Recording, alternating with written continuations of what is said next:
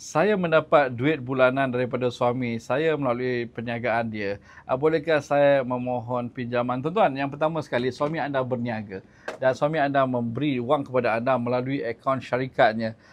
Yang pertama, sekiranya allowance bulanan itu melebihi 1,500 dan dia boleh provide anda payslip ataupun EPF, anda boleh untuk memohon sebarang pinjaman, tuan-tuan, dengan membuat andaian yang anda bekerja daripada syarikat itu ataupun anda menerima sebagai director allowance, consultation ataupun pekerja biasa saja.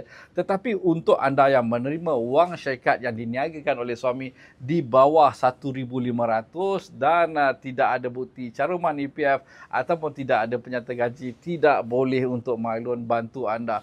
Tuan-tuan, sekiranya suami anda memberi anda allowance lebih daripada 1,500 dan anda terfikir untuk anda mengembangkan ataupun mendapatkan sebarang dana, membeli kenderaan dan sebagainya, sebenarnya lebih baik anda meminta suami untuk mencarumkan lebih daripada 1,500, membuat penyata gaji untuk anda ataupun membuat EPF dan pakai isu untuk anda, tuan-tuan. Apalah salahnya sekiranya berlaku sebarang kemalangan, mungkin pakai isu boleh cover anda, dan sekiranya anda ada caruman EPF, itu adalah tabungan dengan kadar dividen yang baik diberikan oleh pihak EPF. Apapun, MyLoan adalah sebuah syarikat konsultasi kewangan yang beroperasi daripada Desa Pandan, Kuala Lumpur, dan kami sudah menghasilkan laporan MyPocket.my untuk anda mengetahui keboleh pinjaman semasa anda untuk membeli rumah, kereta, pinjaman peribadi dan pinjaman perniagaan di www.mypocket.my. Hanya RM50 saja konsultasi kami. Laporan MyPocket juga RM50 untuk kami dapatkan laporan pelapor kredit yang anda perlukan berdasarkan kepada sejarah dan latar belakang pekerjaan anda. Turut kami akan memberi anda konsultasi,